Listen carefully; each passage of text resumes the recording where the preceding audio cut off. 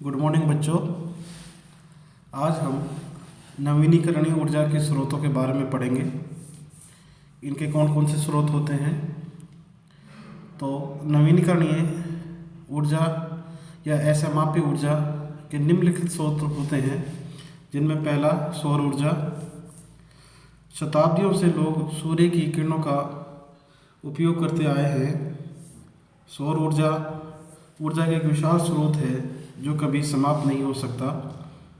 भारत में स्वतंत्रता के पश्चात सौर ऊर्जा के दोहन की दिशा में सराहनीय प्रयास किया है। देश में सौर ऊर्जा को तापीय ऊर्जा में बदलकर solar cooker, solar water heater, सौर वायु मापक, सौर हरितगृह, सौर प्रतिशत, सौर पंपन आदि में काम लिया जाता है। सौर ऊर्जा को विद्युत ऊर्जा में बदलकर विद्युत प्रकाश, रेडियो, टेलीविज़न आदि चलाने में देश में काफ़ी सफलता पाई है।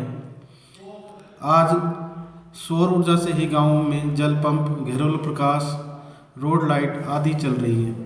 इसके अतिरिक्त खारे पानी को सौर ऊर्जा में मीठे पानी में परिवर्तित करने का प्रयास भी किया जा रहा है। सूर्य के प्रकाश में प्रतिदिन 75,000 खरब किलोवाट ऊर्जा रहती है। इसका 0.1% हमारे देश में पहुंचता है। औसतन 5 किलोवाट वर्ग मील सौर ऊर्जा वर्ष में 300 दिन देश में प्राप्त होती है। इस प्रकार भारतीय उपमहाद्वीप में 5 गुना 10 किलोवाट प्रति वर्ष सौर ऊर्जा प्राप्त होती है। इस तरह सौर ऊर्जा की प्रमुख विशेषताएं निम्न हैं। पहली, सौर ऊर्जा पूर्ण रूप में प्रदूषण रहित है। दूसरा, यह ऊर्जा का असमाप्य स्रोत है। तीसरा, सौर ऊर्जा का स्रोत न्यूनाधिक मात्रा में पृथ्वी पर अधिकांश भाग में उपलब्ध है। चौथा, ये स्रोत बिना किसी लागत के सभी के लिए समान रूप से उपलब्ध है। इन विशेषताओं के आधार करने पर भी इसमें निम्नलिखित दो प्रमुख कठिनाई हैं। पहला, प्रति इकाई क्षेत्रफल में कम प्राप्त होना। दूसरा, स्थान, समय और मौसम के अनुसार परिवर्तनशीलता। अब इसके अंदर सौर ऊर्जा में जो ऊर्जा आती है वो निम्नलिखित है, जिसमें पवन ऊर्जा का सफलतापूर्वक उपयोग नीदरलैंड में बहुत पहले किया जा चुका है। पवन वेग से टरबाइनें चलाकर विद्युत पैदा की जाती है तथा विभिन्न कार्यों में उपयोग किया जा सकता है, परंतु इसकी प्रौद्योगिकी बहुत महंगी होने के कारण विकासशील राष्ट्रों में कहीं कहीं उपयोग किया जा रहा है। वस्तुतः यह ऊर्जा का स्रोत भी अपूर्ण विध्वंस का स्पष्ट उदाहरण है। से भूतापीय ऊर्जा। पृथ्वी के अंदर से 1 से 5 मील की गहराई तक उष्ण चट्टानें पाई जाती हैं, जिससे वहाँ का तापमान बहुत अधिक होता है। कभी कभी ज्वालामुखी के फटने के समय गर्म लावा के रूप में या गर्म जल के स्रोतों के रूप में बाहर निकलता है।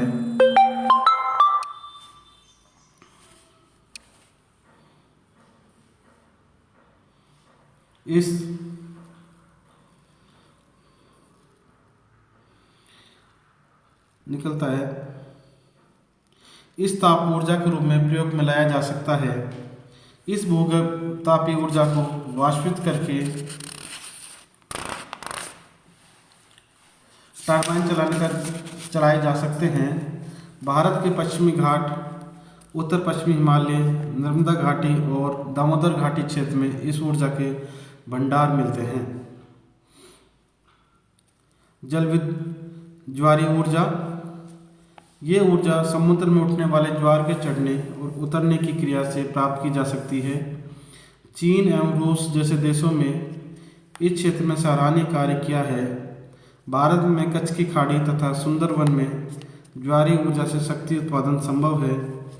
प्रदूषण रहित इस ऊर्जा को लक्षद्वीप तथा अंडमान निकोबार द्वीप समूह से ही प्राप्त किया जा सकता है। अमेरिका की फूंटी की खाड़ी के विभिन्न भागों में ज्वारीय ऊर्जा प्राप्ति हेतु उपयोग किया जा रहा है। दूसरा है अनवीनीकरणीय ऊर्जा स्रोत।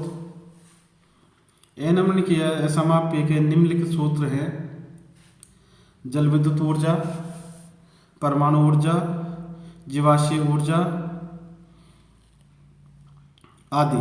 जिसमें पहला जल विद्युत ऊर्जा में जल विद्युत ऊर्जा को प्राप्त करने के लिए जल को ऊपर से नीचे तक एक टरबाइन का पर गिराकर जनरेटर को चालू कर दिया जाता है, जिससे विद्युत का उत्पादन होता है।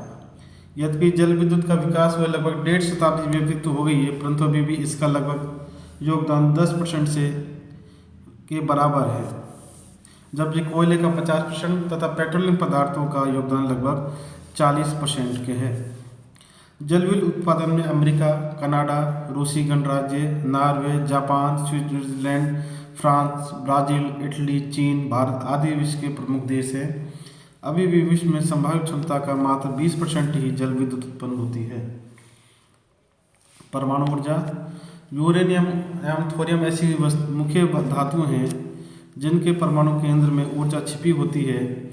इसे परमाणु ऊर्जा कहते हैं। इसका उत्पादन विखंडन और संलयन क्रियाओं द्वारा किया जाता है। विखंडन क्रिया में तो एक बड़ा परमाणु टूटकर छोटे परमाणु विभक्त होता है, जबकि संलयन क्रिया में हल्के परमाणु को मिलकर एक बड़ा परमाणु बनाते हैं। इन दोनों ही क्रियाओं में ऊर्जा उत्पन्न होती है, जिसे परमाणु या नाभिक की ऊर्जा कहते हैं। तीसरा है जीवाश्म ऊर्जा। आज संसार में जितनी ऊर्जा का उत्पादन होता है उसमें मुख्यतः जीवाश्म ईंधन के जलाने से प्राप्त होती हैं। जीवाश्म ईंधन निम्नलिखित 4 प्रकार के होते हैं। कोयला एक जीवाश्म ईंधन है जो प्राकृतिक बहुतायत में पाया जाता है। ये काली भूरी पदार्थ चट्टान के रूप में मिलता है, जिसमें कार्बन की मात्रा अधिक होती है।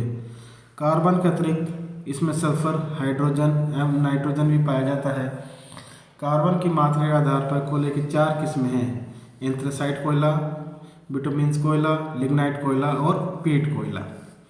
दूसरा पेट्रोलियम एक प्राकृतिक तेल है जो समुद्री छोटे मोटे पौधों, पशु आदि की भूमि के नीचे दबने जीवाश्मों के अपघटन से बनता है। ऊपरी चट्टानों के बहाव के कारण अपघटित पदार्थ तरल हो जाता है। परिवहन के क्षेत्र जैसे कार, ट्रक, बस, रेलगाड़ी, जलयान, वायुयान आदि में पेट्रोलियम का बड़े पैमाने पर प्रयोग होता है। औद्योगिक कारखानों में इंजनों को चलाने, भट्टियों को ताप देने तथा विद्युत उत्पादन के लिए इसका उपयोग भी किया जाता है। प्राकृतिक गैस को सीमेंट, तेल वाष्प परिष्करण, लोहा इस्पात बनाने, सीसा, चीना मिट्टी, स्याही, कृत्रिम धागे, प्लास्टिक आदि उपयोग के कच्चे माल के रूप में प्रयोग किया जाता है। छठा है भूमि संसाधन। भूमि प्रकृति के एक अमूल्य उपहार है।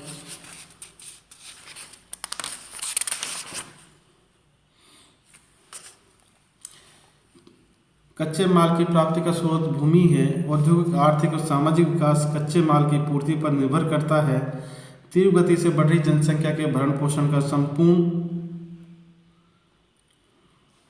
दायित्व भू संसाधन का है। मानव की कपड़ा, मकान की आवश्यकताएं भी भूमि से पूर्ण होती है। भूमि को प्राकृतिक वातावरण का प्रधान तत्व माना जाता है। भूमि संसाधन में पर्वत, पठार, मैदान को शामिल किया गया है। इन तीनों संसाधनों का प्रभाव मानव के समस्त आर्थिक, सामाजिक, औद्योगिक, राजनीतिक जीवन पर पड़ता है। जलवायु से संबंधित विभिन्न कारक जैसे वर्षा, ताप, वायुदान, आर्द्रता आदि की मात्रा भूमि की बनावट पर ही निर्भर करती है। पर्वत। भूमि के विभिन्न तत्वों में पर्वत को सबसे महत्वपूर्ण और आकर्षण भौतिक तत्व के रूप में माना गया है।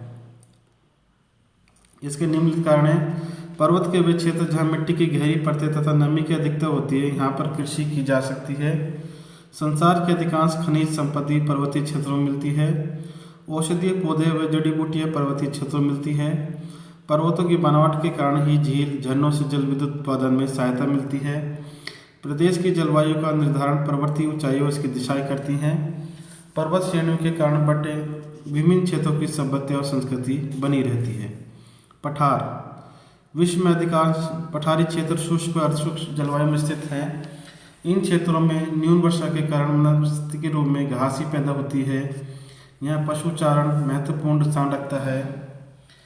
विविध पठारों में आंतरिक भागों की अपेक्षा वर्षा अधिक होती है, जिससे कृषि के मुख्य कारण बन जाता है। मैदान। संपूर्ण संसार का आधा भाग मैदानों से घिरा है। यूरोप के संपूर्ण क्षेत्र के 60%, उत्तरी अमेरिका के 52%,